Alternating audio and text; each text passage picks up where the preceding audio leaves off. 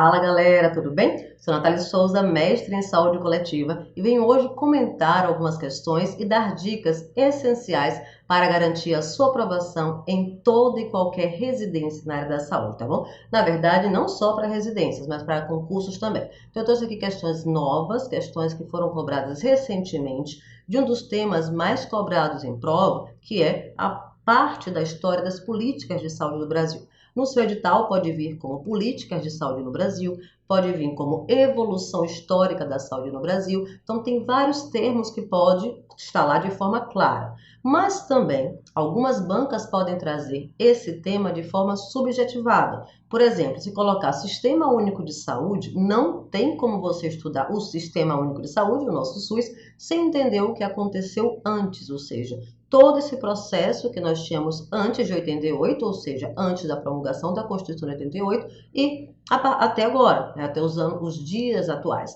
Inclusive, as questões de história, elas podem trazer só o que antecedeu ao SUS, mas também pode trazer essa evolução, né, do antes e do durante, ou seja, é só lembrar que o que foi ontem, aconteceu ontem, já é passado, tá certo? Então fiquem bem atentos às questões. Eu digo, onde tem número, tem questão de prova, onde tem data, tem questão de prova, e a história das políticas de saúde, ela coincide, claro, né, com a história do Brasil. E lembrem que o fato histórico em relação à saúde no Brasil está relacionado sempre às condições sociais, econômicas, epidemiológicas do momento histórico que vão resultar na oferta das ações e serviços de saúde. Então não perca esse foco, não perca esse link para que vocês percebam o quão é importante estudar a parte de história, tá bom? Mesmo que diretamente no seu edital não tenha. Então vamos começar aqui com as nossas questões de prova. Eu sou uma mulher muito objetiva, não gosto muito de enrolar.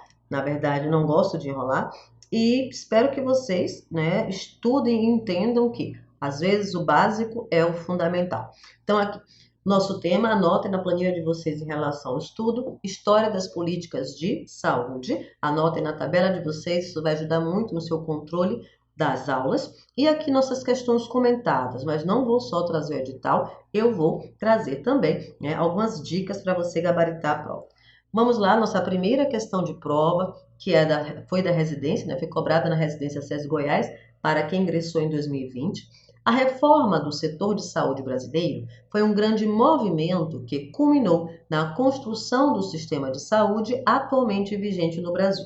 Este ocorreu de forma simultânea ao processo de democratização do país, tendo sido liderado por profissionais da saúde e pessoas de movimentos e organizações da sociedade civil. Então aqui prestem atenção nessa afirmativa que eu já vou linkar com um dos temas que gera dúvida, deixa eu só apagar aqui que é para arriscar um pouquinho mais, que gera dúvida na galera. Quando se pergunta sobre reforma sanitária e o movimento da reforma sanitária, eu preciso que vocês lembrem de um detalhe. Ele não foi liderado inicialmente pela sociedade civil. O seu início, a liderança inicial, quem mobiliza essa comunidade para o movimento sanitário, para exigir o seu direito de saúde, não é a sociedade. Naquele momento, quem mobiliza o grupo, né, que tinha mais visibilidade, que teve esse... Vamos mobilizar para que nós tenhamos o direito, né, de cidadania em relação à saúde, ou seja, para que nós tenhamos um sistema de saúde que seja adequado, que seja um direito fundamental, até porque a saúde é uma ação essencial para que a pessoa percorra toda a sua vida em sociedade. Então, o movimento sanitário ele começa pelos professores, pelos estudantes universitários, e tem duas grandes instituições que têm um papel muito forte na reforma sanitária, que é a SEBS, que é o Centro Brasileiro de Estudos em Saúde, e a Abrasco, que é o Centro, né, que é a Associação Brasileira de Saúde Coletiva, tá certo? Essas instituições, essas pessoas se mobilizaram à sociedade civil posteriormente. E não esqueçam, o movimento sanitário foi um dentre tantos movimentos que aconteceu naquele momento no nosso país. Estávamos aqui O movimento sanitário ele começa na década de 60, ganha força na década de 70 e tem seu ponto máximo na 8ª Conferência Nacional de Saúde. Acho que a Projeto deu até a resposta da questão. Mas lembrem sempre disso. Não é um movimento setorial, porque outros movimentos estavam acontecendo no Brasil naquela época e solicitando, né, um resgate de dívida social por conta do momento político da ditadura militar que vivimos naquele momento e, consequentemente, a população solicitava a redemocratização do país. Então, nós tivemos a queda da ditadura em 1985, nós passamos por um período pré-constituinte e em 88 foi promulgada a Constituição Federal, que traz pela primeira vez, dentro de uma Carta Magna, de uma Constituição, o setor saúde, deixando claro que a saúde passa a ser um direito de todos e dever do Estado, tá certo? Então, eu fiz essa contextualização porque essa é uma questão bem elaborada, mesmo com gabarito tranquilo e fácil, mas é que quero que vocês entendam, não começa pela população, ela é convocada pelas pessoas que naquele momento, né, se sensibilizavam e percebiam que o sistema de saúde era excludente. Ele tinha um pré-requisito para que você tivesse as ações e serviços de saúde, acesso a essas ações, que era trabalhar ou não, ou seja, ser contribuinte ou não, ou, como podemos chamar também, ser previdenciário ou não, tá certo? Vamos voltar aqui à nossa questão de prova.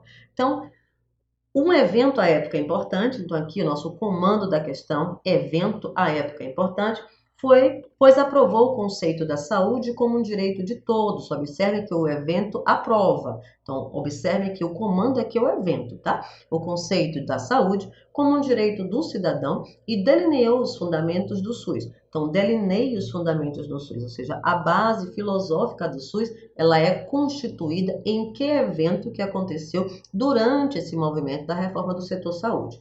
Que evento foi esse? Então, nós temos aqui, questão muito dada de prova, nosso gabarito letra B, a 8ª Conferência Nacional de Saúde. Lembrando que não tem Congresso Nacional de Promoção da Saúde, nós tivemos uma conferência, né, internacional de promoção da saúde que aconteceu na cidade de Ottawa, no Canadá, no mesmo ano da 8ª Conferência, em 1986. E aqui, como dica para vocês, ó, em nossa Assembleia Nacional Constituinte, ela acontece entre 1987 e 1988, que foi o momento de elaboração da nossa Carta Magna, que foi publicada no dia 5 de outubro de 1988, sendo considerada a nossa Constituição atual a primeira Constituição democrática pós-ditadura militar. Então, perceberam como uma questão de história pode ser cobrada, pode vir um textão como esse, e pode vir uma resposta bem objetiva, bem prática, tá? O que importa é que você saiba que a 8ª Conferência foi o marco do movimento sanitário, ele teve um ponto máximo, toda a conferência ela demanda o relatório. Se você quiser se aprofundar nessa base filosófica da 8ª Conferência, você pode buscar o relatório da 8ª Conferência. E, além disso, lembre-se, ela foi a 8ª cronologicamente, mas não foi a primeira conferência que acontece no Brasil. As conferências acontecem no Brasil desde a década de 40, mas a 8ª foi a primeira conferência a ter a participação da comunidade. Então, já dei para vocês praticamente umas 4 ou 5 questões de prova a partir de uma questão de prova. E esse é o nosso método, tá certo? Vamos continuar aqui com nossa dica agora. Vamos cá. Então, falando das nossas dicas, só lembrar, a 8ª Conferência ela é realizada, né, entre 17 e 21 de março de 1986 e foi um dos momentos mais importantes na definição do nosso Sistema Único de Saúde. Lembrando que o SUS não é instituído na 8ª Conferência. O SUS ele ganha forma filosófica. Na verdade, a 8ª ela traz a necessidade de um sistema de saúde para todos, tá? Que com toda a discussão, a gente tem inclusive o nome que coincide, que é o Sistema Único de Saúde. Foi um dos momentos mais importantes na definição do SUS e debateu 3 temas principais. Se querem uma dica, anotem esses 3 temas principais, tá bom? Então aqui, ó, anotem, tá?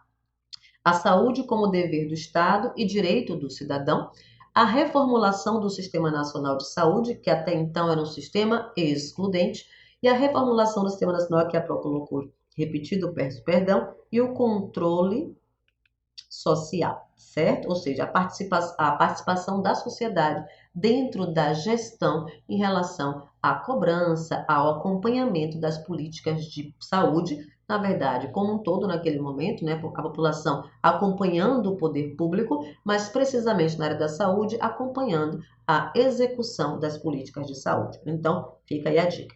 Nossa segunda questão de prova também, a de uma residência que eu considero uma das mais difíceis do Brasil, é da Escola de Saúde Pública do Ceará, super concorrida. A prova que aconteceu, né, foi aplicada em 2019.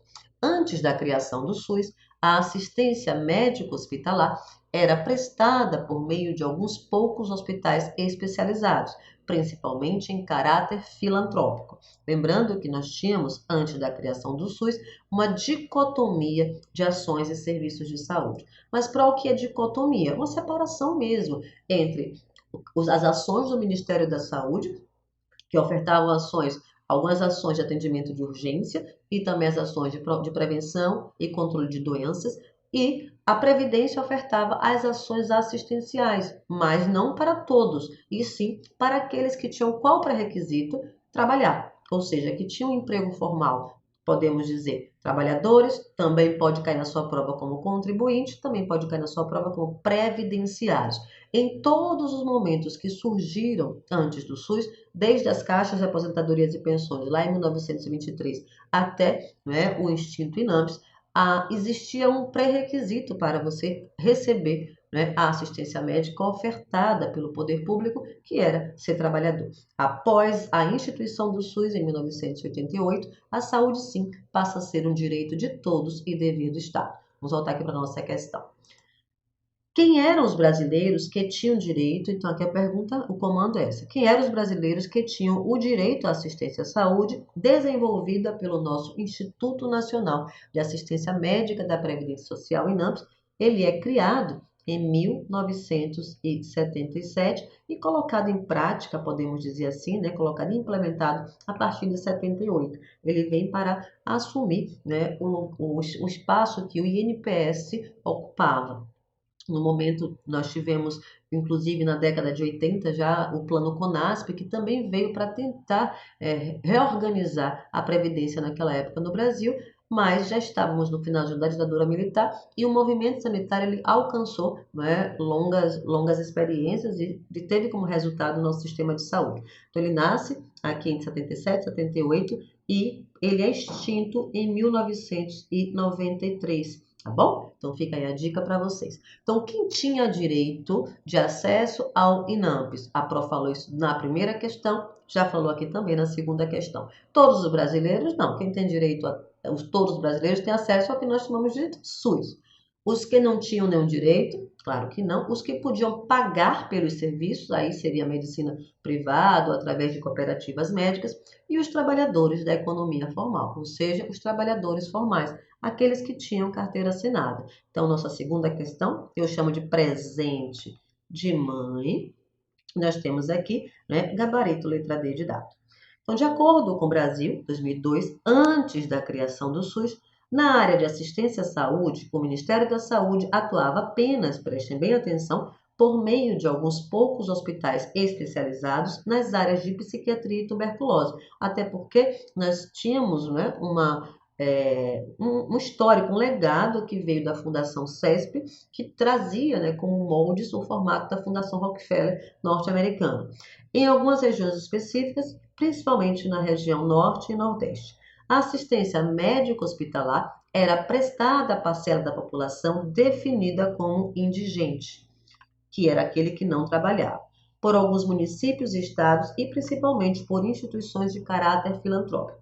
Essa população não tinha nenhum direito à assistência que recebia, era como condição de favor, ou seja, uma caridade. Ou seja, quem não trabalhava e era atendido pela filantropia, era no sentido de você não é um direito seu, e se eu vou lhe fazer um favor de atender, porque você não é trabalhador formal, você não contribui para a Previdência. Então, a filantropia naquela época, ela tem uma força muito grande que abarca os indigentes, né, que era a população não trabalhadora, e, consequentemente, reforça a questão de você não é o seu direito, mas vamos lhe atender porque a nossa filosofia, né, é a filantropia. Então, nosso modo de ver é fazer esse favor a você de te atender.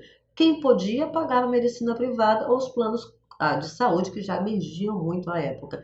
E quem trabalhava tinha direito, a depender do momento histórico, ou lá nas caixas de aposentadorias e pensões, ou nos institutos de aposentadorias e pensões, ou já no INPS, ou posteriormente no INAMPS. Então, sempre tinha um critério que antecedia o acesso aos seus serviços de saúde, que era trabalhar, tá bom? Então, só o SUS é o sistema único e para todos. Ele é 100% includente, é por isso que eu sou tão apaixonada e atuo no SUS, né, há 25 anos com muito orgulho. Bom, e gosto de pessoas que se encantam por ele e gosto de passar meu encantamento por ele também. Continuando aqui a nossa justificativa, a assistência à saúde desenvolvida pelo INAMPS, não esqueçam que ele é extinto em 1993. Observem que já existia o Sistema Único de Saúde. Toda transição, ela demanda tempo, então prestem bem atenção nisso. Beneficiava apenas os trabalhadores da economia formal, como, né, com carteira assinada e seus dependentes. Inclusive, eu era beneficiária do INAMPS, porque meu pai, ele era funcionário público, era não, graças a Deus ainda está entre nós, ele era funcionário público do Estado e da Prefeitura. Ou seja, não tinha caráter universal, que passa a ser um dos princípios fundamentais do SUS. Então, a solicitação do movimento sanitário justamente é isso, é fazer com que o SUS passe, que o sistema de saúde, né, passe a ter um caráter universal. Então, a reforma sanitária teve esse fim, né? Uma das propostas era o acesso universal e conseguiu, através do nosso SUS. Dessa forma, o INAMPS aplicava nos estados, através de suas superintendências regionais, recursos para assistência à saúde de modo mais ou menos proporcional ao volume de recursos arrecadados e de beneficiários existentes. Esses recursos arrecadados, eles vinham, né, do empregador e do empregado e do número de beneficiários existentes. Então, o recurso que era repassado para superintendências regionais dependia muito, né, do quantitativo de empregados e também, ou seja, de beneficiários e também do recurso financeiro que era arrecadado. Lembrando que a previdência, você tem o direito naquele momento, tem o direito à previdência, mas você também vai pagar a previdência. Então, a previdência ela era financiada nesse momento tanto pelo empregado quanto pelo empregador, tá bom? E a gestão já a partir de 1933, lá desde os IAPs, mas após mesmo a instituição do nosso INPS, né, a gestão financeira fica a cargo do governo, tá certo? Então, nossa questão 2 é uma questão tranquila de prova, que eu sei que vocês não vão errar. Só precisa ler um pouco e com atenção para não errar. Nossa questão número 3 é Universidade do Paraná. Sobre a forma de assistência à saúde da população na era Vargas, então aqui, mas vou dar uma dica para vocês, assinale a alternativa correta. Toda vez que vocês forem estudar a história das políticas públicas de saúde, desculpem, coloquem o momento histórico do Brasil, o nome do período e o intervalo de tempo. Então, foi de tal ano a tal ano. Por exemplo, ditadura militar, 64 a 85. Porque algumas bancas gostam de trazer, tipo aqui, Era Vargas, sem trazer o período, né, que compreendeu a Era Vargas. E pode pedir uma data aqui embaixo. Então, fica aí a dica para você gabaritar questões que trazem o período histórico. E sempre vai ser o mesmo período histórico que aconteceu a situação, né, que estava mobilizado aqui no nosso país em relação também ao momento histórico do Brasil, não só em relação às políticas de saúde. A Pro quase atrapalhou tudo, mas eu só quero dizer o seguinte: o mesmo momento histórico do Brasil, que foi estudado lá no ensino fundamental, é o mesmo que as bancas vão cobrar para a história das políticas públicas de saúde, tá certo? Vamos continuar aqui com a nossa questão 3. Então, na era Vargas, o que acontecia naquele momento? A política de saúde do governo Vargas tinha como base a medicina previdenciária, deixando em segundo plano as políticas de saúde públicas adotadas até aquele momento. Na era Vargas, nós não tínhamos a medicina previdenciária e nem deixando a segundo plano as políticas de saúde pública, tá certo? Nós tínhamos um modelo de assistência nesse momento aqui, já era um modelo que era saindo do sanitarista para o modelo, né, hospitalocêntrico, mas a Era Vargas ela tem um foco muito grande na medicina de cooperativas, né, de oferta de a medicina privada. Então, Então, prestem bem atenção em relação a isso. Eu não tenho como, teremos que diferenciar medicina previdenciária de medicina privada, tá certo? Medicina privada você vai pagar pelo procedimento. Letra B. Com a criação dos IAPs, os IAPs foram instituídos, sim, em 1933, na Era Vargas, tá? A Era Vargas começa em 1930. Os recursos arrecadados tinham como prioridade o aumento dos serviços médicos no país. Claro que não, lembrando que os institutos de aposentadorias e pensões, eles foram resultados da unificação das caixas de aposentadorias e pensões, que foram, por sua vez, criados através da Lei Eloy Chaves. Os institutos de aposentadorias e pensões, eles nascem em 1933, na Era Vargas, e tem uma característica diferenciada em relação às CAPs. As caixas de aposentadorias, lá de 1923, elas eram por grandes empresas. Os institutos de aposentadorias e pensões eram por categoria profissional e a gestão financeira era feita pelo governo. Então, nós tínhamos um financiamento tripartite dos IAPs e a gestão desse recurso financeiro era feita pelo governo, tá certo? Então, fica aí uma diferença, um tema que super cobrado em prova. Letra C. O governo Vargas adotou um modelo contencionista da Previdência, sim, ele segurou a Previdência naquela época, permitindo investir recursos arrecadados com ela na industrialização do país e para a acumulação financeira do Estado. Eis o nosso gabarito, por isso que eu digo, estudar história requer necessidade de você também ler artigos científicos, publicados desses momentos, no momento histórico do nosso país. Então, fiquem bem atentos a esse tipo de questão, lembrando que o governo de Vargas, ele preza, pela industrialização. Estávamos saindo de um modelo agrário exportador, passando para o início da indústria. Então, com isso, o governo de Vargas, ele pega esse recurso que era da Previdência e demanda para a industrialização do nosso país. Então, nosso gabarito, letra C. O financiamento dos IAPs era tripartite, correto, com contribuições das empresas, empregados e União, sendo que essa última era a que contribuía de forma mais regular. Para tudo, não.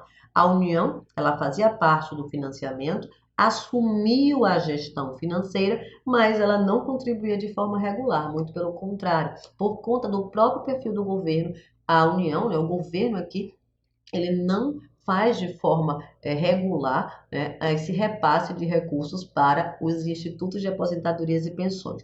Não esqueçam que eles são resultados da unificação das caixas de aposentadorias e pensões e nascem em 1933. E letra E, apesar de os IAPs terem financiamento tripartite, empregados, empresas e União, a gestão deles tinha autonomia quanto ao governo federal. Não. A gestão deles era do governo federal, tá certo? Que ofertou de forma bem solícita e caridosa, a gestão dos IAPs. Era Vargas, só para vocês lembrarem que nós temos dois grandes momentos na gestão de Getúlio Vargas no nosso Brasil, entre 30 e 45 e entre 51 e 54. Então, em 1930, criou-se no Ministério da Educação e Saúde. Observem que nós temos aqui um agregado entre saúde e educação. Só em 1953 nasce o Ministério da Saúde de forma isolada, tá? Mesmo assim mantendo a dicotomia de ações de promoção, prevenção, com as ações previdenciárias. Então, o Ministério da Saúde fazia as ações de promoção e prevenção e a Previdência ofertava ações e serviços de saúde. Em 1933, nasce o Instituto Nacional de Aposentadorias e Pensões, que são os IAPs, Organização dos Trabalhadores em Categorias Profissionais. Não esqueçam que os IAPs foram resultados das caixas de aposentadorias e pensões. A crise do café e a crise da política da República Velha desencadearam um golpe de Estado reconhecido como Revolução de 30, quando Vargas assume o governo. A indústria passa a ser a maior responsável pelo acúmulo de capital, por conta, inclusive aqui nessa época, por conta do balançar econômico em relação ao agrário exportador, porque a nossa força já tinha caído em relação à cana-de-açúcar e estávamos perdendo força também em relação à nossa política do café com leite, Então, aqui o país começa ao seu processo de industrialização e, com isso, o recurso da Previdência Social na época passa a ser desviado para outras ações. Entre 31 e 45, caracterizou-se por políticas de cunho contencionista e de restrição orçamentária, com a unificação das caixas de aposentadorias e pensões em grandes institutos, que são os nossos IAPs, que nascem em 1933, e as CAPs, é só lembrar, 1923, Leila Chaves. A saúde pública passa a ser institucionalizada pelo Ministério da Educação e Saúde. Observem que aqui nós ainda temos essa, né, junção de ação do Ministério da Educação e Ministério da Saúde. Por quê? Partir do pressuposto que as pessoas adoeciam por não ter educação em relação ao seu cuidado com a saúde. E o Ministério da Educação e Saúde, ele ofertava, né, aqui foi um momento muito de campanhas de educação e saúde. E o modelo sanitarista era muito impregnado nessa época. Criação do Serviço Especial de Saúde Pública, em 1942, foi um avanço muito grande para a gente, a Fundação CESP. Ela teve os moldes da Fundação Rockefeller norte-americana, e ela ofertava as ações para os grandes programas da época, principalmente aqui tuberculose, hanseníase, planejamento familiar, puericultura, vacinação. Então, a Fundação CESP ela teve um papel muito importante na saúde pública do nosso Brasil, mesmo com os moldes da Fundação Rockefeller, pela sua organização, faziam busca ativa, os profissionais que trabalhavam eram profissionais muito envolvidos e estavam ali com ação aberta, ou seja, a população tinha direito de acesso. Era uma ação do poder público que a população tinha direito de acesso. Não era filantropia, era uma ação do poder público. E com a Fundação CESP nós tivemos a redução de um dos indicadores piores para o país, né, que é a redução da mortalidade infantil, nesse caso aqui, principalmente pelas doenças imunopreveníveis, porque a Fundação CESP ela conseguiu abraçar e fazer acontecer a imunização em vários territórios, inclusive no interior do Brasil, que naquela época não era tão populoso e nem tão não tinha as características de hoje. Lembrando que da Fundação CESP nós tínhamos a SUCAM, né, que era formada por profissionais de ensino médio que iriam atuar no controle das endemias, dengue, chagas, leishmaniose, malária. Então, são profissionais que deixo sempre aqui, sempre que eu falo da FUNASA, ou da CESP, da SUCAM, que passou a ser FUNASA, sempre que eu falo, eu me emociono muito. Eu prestei, né, trabalhei 2 anos com o pessoal da FUNASA, e vi o quão eles eram envolvidos no trabalho, e sou muito grata àqueles profissionais que conseguiram começar a atuar na saúde pública do nosso Brasil, controlando e levando a assistência à saúde para uma parcela da população que não teria outro acesso se não fosse, né, pela filantropia ou se trabalhasse. Como não tínhamos emprego suficiente, a maioria da população ainda era considerada como indigente, tá bom? Vamos continuar aqui. As ações, como a Pro falou, concentradas na área das campanhas sanitárias, materno-infantil com muita força, que vinham pré-natal, planejamento familiar, puericultura, imunização, tuberculose, hanseníase, e aí vai. Então, as ações que hoje a atenção básica atua, inclusive muitos estudiosos associam a Fundação CESP, né, o início das suas ações relacionadas à atenção primária. E quem trabalha na prática, quem estuda, a gente consegue alinhar assim. A diferença é que a atenção básica que hoje nós temos, ela sai da unidade, vai para o município e também trabalha com base territorial. A Fundação CESP não trabalhava com base territorial, mas também fazia busca ativa. Quarta questão. Residência CSPE, também uma residência bem top de linha. O movimento da reforma sanitária brasileira nasceu no contexto então, a questão de data, como eu falo, as bancas gostam do momento, né, de testar o conhecimento do candidato em relação à história do Brasil. Então, a reforma sanitária ela é datada da década de 60 e tem ponto máximo na década de 1980, ganhando corpo aqui na década de 70, já no seu final. Então, em que momento, né, ela nasce? Na década de 60, mesmo que você não lembrasse que é na década de 60, ela passa pela década de 70 toda. Então, estamos em que período da história do Brasil? Ditadura militar, que foi de 1964 a 1985, tá bom? Então, nosso gabarito, letra A, questão tranquilérrima de prova.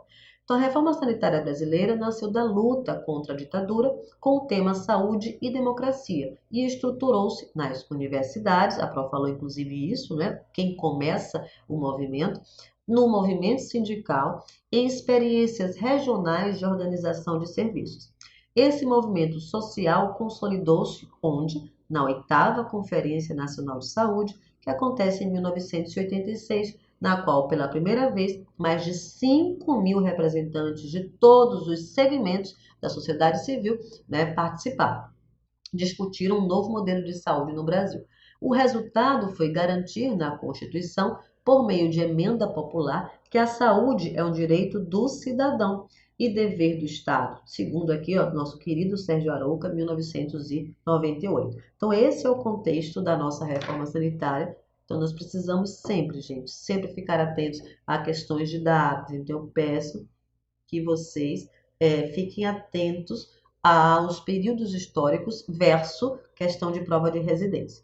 Nossa quinta questão, residência do Triângulo Mineiro. Em relação ao contexto histórico do movimento da reforma sanitária brasileira, o país vivia sobre a duplicidade de um sistema de saúde cindindo entre a medicina previdenciária e a saúde pública. Foi o que a Pro falou, a dicotomia que acontecia entre as ações e serviços de saúde daquela época. Nós tínhamos a medicina, a previdência, no caso, né, o INPS e o INAMPS ofertando a medicina previdenciária e a saúde pública sendo ofertada pelo Ministério da Saúde, que nasce em 1953, de forma isolada, tá bom? Em que a medicina previdenciária tinha ações dirigidas à saúde. Então, ele traz um contexto de dicotomia, mas ele quer saber, né, a banca quer saber qual o foco da medicina previdenciária daquela época. Individual dos trabalhadores formais, estando a cargo dos institutos de pensão. E a saúde pública, sob o comando do Ministério da Saúde, direcionada principalmente aos setores mais pobres da população. Até agora, nosso gabarito. Letra B, individual aos trabalhadores formais, estando a cargo dos convênios. Não, tá? Estando a cargo, naquela época, dos institutos. Aqui poderia também estar contemplado enfim, tanto os IAPs quanto o INPS são institutos, então fica tranquilo aí, dá para levar também. Individual dos trabalhadores formais, a Pro passou gabarito aqui direto, eu já tinha marcado, estando a cargo dos institutos de pensão e a saúde pública sob o comando da Defesa Civil, não, sobre o Ministério da Saúde. Individual dos trabalhadores formais, estando a cargo dos convênios de saúde, também não. Convênio de saúde e medicina privada. Coletivo e ambiental, não tem nada a ver, é concreto. Então, nosso gabarito letra A, só para reforçar, individual aos trabalhadores formais, estando a cargo dos institutos de pensão. E aqui nós podemos considerar os IAPs, podemos considerar o INPS. E a saúde pública, sob o comando do Ministério da Saúde. Vamos ver nossa justificativa. Para Paiva e Teixeira, 2014, no que tange propriamente ao sistema público de saúde, o país vivia sob a duplicidade de um sistema separado entre medicina previdenciária e saúde pública. É o que nós chamamos de dicotomia entre as ações e serviços de saúde. O primeiro setor, medicina previdenciária, tinha ações dirigidas à saúde individual dos trabalhadores formais e voltava-se prioritariamente para as zonas urbanas, estando a cargo dos institutos de pensão. Observem que aqui ele deixa amplo, porque não cita a data. Então, podemos aqui começar desde os IAPs até o INPS e o INAMPS. Já a saúde pública, sob o comando do Ministério da Saúde, era direcionada principalmente às zonas rurais e aos setores mais pobres da população e tinha como alvo majoritariamente atividades de caráter preventivo. Lembrando que também ofertava-se, né, de forma bem incipiente, ações de pronto atendimento, como eram chamados naquele momento, não só as ações de promoção e prevenção, mas também O Ministério da Saúde ofertava ações de pronto atendimento. Muitas bancas cobrem, a galera costuma não marcar, porque a gente fala muito em relação à promoção e prevenção.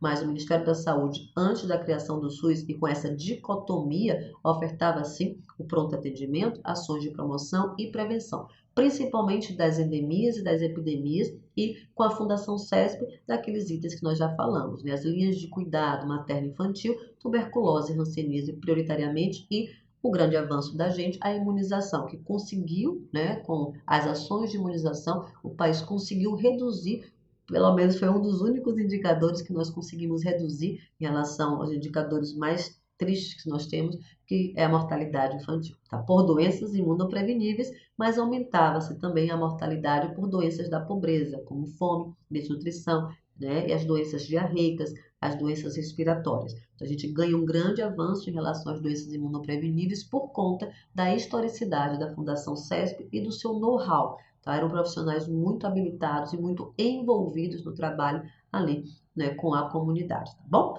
Vamos para a nossa questão número 6. Jairnilson Paim, meu professor, ao analisar o movimento social na década de 70, que culminou na reforma sanitária brasileira, afirma que esta pode ser abordada por distintas perspectivas teóricas e metodológicas.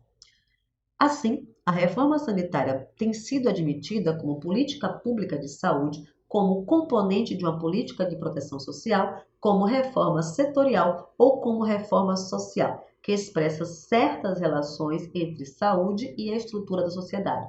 Que enunciado perfeito! Só podia vir, né, do nosso grande Jairnilson Paim.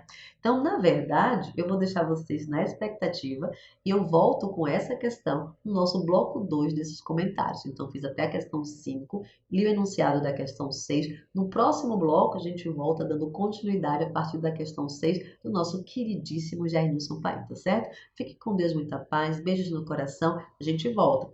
Bebam água, façam alongamento e não esqueçam de manter sempre a mente quieta, a espinha ereta e o coração tranquilo. Tchau, tchau.